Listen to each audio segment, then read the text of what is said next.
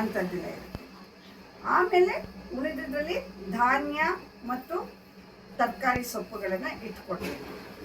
ಮತ್ತು ಜೀವನದಲ್ಲಿ ನಾವು ಯಾವಾಗಲೂ ಕೂಡ ಸೂರ್ಯೋದಯಕ್ಕಿಂತ ಮುಂಚೆ ಹೇಳೋವಂಥದ್ದು, ಆಮೇಲೆ ಎದ್ದ ತಕ್ಷಣ ನಾವು ನಿತ್ಯ ಕರ್ಮಗಳು ಮಾಡಿಕೊಂಡು ಒಂದಿಷ್ಟು ಉಗುರು ಬೆಚ್ಚಿನ ನೀರನ್ನು ಕುಡಿದು ಆಮೇಲೆ ಒಂದಿಷ್ಟು ಯೋಗ ಪ್ರಾಣಾಯಾಮ ಅಂಥದ್ದನ್ನು ಮಾಡಿ ಆಮೇಲೆ ಸ್ನಾನ ಉಪಹಾರಗಳನ್ನು ಮಾಡ್ಕೋಬೇಕು. ನಾವು ಎಷ್ಟೊತ್ತಿಗೆ ಹೇಳ್ತೀವಿ ಆ ಎದ್ದ 2.5 ಗಂಟೆಯ ಒಳಗಾಗಿ ಹೊಟ್ಟೆಗೆ ಸ್ವಲ್ಪವನ್ನು ಜಠರಕ್ಕೆ ಕೊಡಬೇಕು.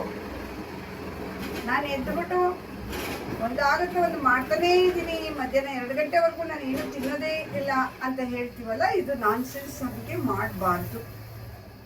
ಪ್ರತಿ ಸತಿ ಊಟಕ್ಕೆ ಇನ್ನೊಂದು ಗ್ಯಾಪ್ ಆವಾಗ ಅಂದರೆ ಮಿನಿಮಮ್ 4 ಅವರ್ಸ್ ಇರಬೇಕು. ಆಮೇಲೆ ನಿಮ್ಮ ಬೆಂಗಳೂರಿನಲ್ಲಿ ಒಂದು ಪದ್ಧತಿ ಇದೆಯಲ್ಲ, ಹೋಟೆಲ್ಗೆ ಹೋಗ್ಬಿಡೋದಂತೆ, ಏನಕ್ಕೋ ಆರ್ಡ್ರ್ ಕೊಡೋದಂತೆ, ಸ್ಟಾರ್ಟಪ್ ಅಂತ ಇನ್ನೇನೇನೋ ಕೊಡೋದಂತೆ, ಅದು ಒಂದಾಗಲೂ ಒಂದು ತಿಂತಾನೆ ಇರೋದು. ಹಾಕಿ ತಿನ್ನಬಾರ್ದು. ಲಕ್ಷಣವಾಗಿ ನಾವು ಏನು ತಿನ್ನಬೇಕು ಅಂತ ನಮ್ಮದು ಥೀಮ್ ಇದೆ, ಅದನ್ನು ತಗೊಂಡು ತಿನ್ನುವಂಥದ್ದು ಒಳ್ಳೆಯದು.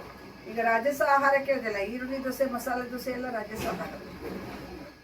ಅದರಲ್ಲಿ ಆ ದೋಸೆ ಹಿಟ್ಟು ಹಳಸೋಗಿದ್ರೆ ಅದು ತಾಮಸ ಆಹಾರ, ಫ್ರೆಶ್ ಆಗಿದ್ದರೆ ಅದು ರಾಜಸ ಆಹಾರ.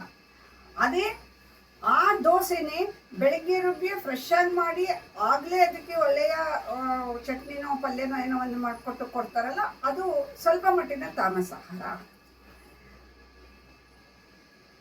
ನಮಗೆ ಎಷ್ಟು ಅವಶ್ಯಕತೆ ಐತೆ. ಈಗ ನಾನು ಊಟ ಮಾಡೋದಕ್ಕೂ ನಮ್ಮ ಗೋಶಾಲೆ ನಿರ್ವಹಣೆ ಮಾಡುವಂಥ ಗಣೇಶ ಊಟ ಮಾಡೋದಕ್ಕೂ ವ್ಯತ್ಯಾಸ ಇರುತ್ತೆ.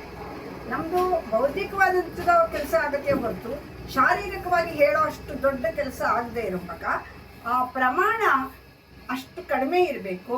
ಮತ್ತು ಶಾರೀರಿಕ ಕೆಲಸ ಮಾಡೋರಿಗೆ ಸ್ವಲ್ಪ ರಾಜಸ ಆಹಾರಗಳು ಅವಶ್ಯಕತೆ ಬೀಳ್ತಿದೆ. ಉಪ್ಪು, ಹುಳಿ, ಖಾರ ಇಂಥದ್ದನ್ನು ಅವರು ಜಾಸ್ತಿ ತಗೊಳ್ತಾರೆ. ಬುದ್ಧಿಶಕ್ತಿಯನ್ನು ಆಧರಿಸಿ ಕೆಲಸ ಮಾಡುವಂಥವರು ಸಾಮಾನ್ಯವಾಗಿ ತುಪ್ಪ ಸಂಬಂಧಿತವಾದಂತಹ ಆಹಾರನ ಜಾಸ್ತಿ ತಗೊಳ್ಬೇಕು. ಹಾಗಾಗಿನೇ ಒಂದು ಗಾದೆ ಅಥವಾ ಶ್ಲೋಕನೇ ಇದೆ, ಋತೇನ ವರ್ಧತೆ ಬುದ್ಧಿ, ದುಗ್ಧೇನ ವರ್ಧತೆ ಆಯುಷ್ಯಂ, ಮಾಂಸಂ ಮಾಂಸೇನ ವರ್ಧತೆ ಅಂತ.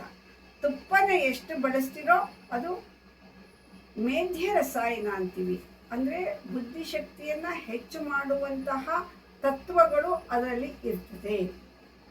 ದುಗ್ಧೇನ ವರ್ಧತೆ ಆಯುಷ್ಯಂ, ಹಾಲನ್ನು ಎಷ್ಟು ಬಳಸ್ತಿರೋ ಅದನ್ನು ವಿಶೇಷವಾಗಿ ಈ ಹಿಂದಿನ ಮಾತಲ್ಲೇ ಅದು ಬಂದ್ಬಿಟ್ಟಿದೆ. ಹಾಲಿನ ಮೇಲಿನ ಕೆನೆನ ತೆಗೆದುಬಿಡ್ಬೇಕು. ಅದು ತುಪ್ಪಕ್ಕೆ ಸೇರ್ಕೊಂಡ್ಬಿಡುತ್ತೆ ಕೆನೆ. ತಿಳಿ ಹಾಲು, ಕೆನೆ ರಹಿತವಾದಂತಹ ಹಾಲನ್ನು ಎಷ್ಟು ನಾವು ಬಳಸ್ತೀವೋ ಅಷ್ಟು ಆಯುಷ್ಕಾರಕ. ಯಾರು ಮಾಂಸವನ್ನು ತಿಂತಾರೋ ಅದೇನಾಗುತ್ತೆ, ಅದು ಸುಮ್ಮನೆ ಬೊಜ್ಜು, ಎಕ್ಸ್ಟ್ರಾ ಫ್ಯಾಟನ್ನು ಬೆಳೆಸುತ್ತೆ.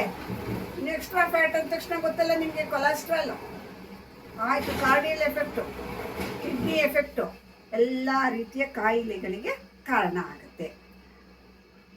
ಆಮೇಲೆ ಊಟ ಆದಮೇಲೆ ಸ್ವಲ್ಪ ಹೊತ್ತು ಓಡಾಡಿ ನಂತರ ವಿಶ್ರಾಂತಿ ತಗೊಳ್ಬೇಕು.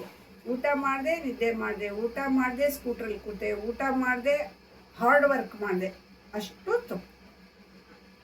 ಇದಿಷ್ಟು ಆಹಾರ ಪದ್ಧತಿ ಮತ್ತು ನಮ್ಮ ನಿತ್ಯ ಜೀವನದಲ್ಲಿ ಏನಿರಬೇಕು ಅನ್ನೋದ್ರ ಬಗೆಗೆ ಆಗುತ್ತೆ. ನಾಳೆಗೆ ನಾವು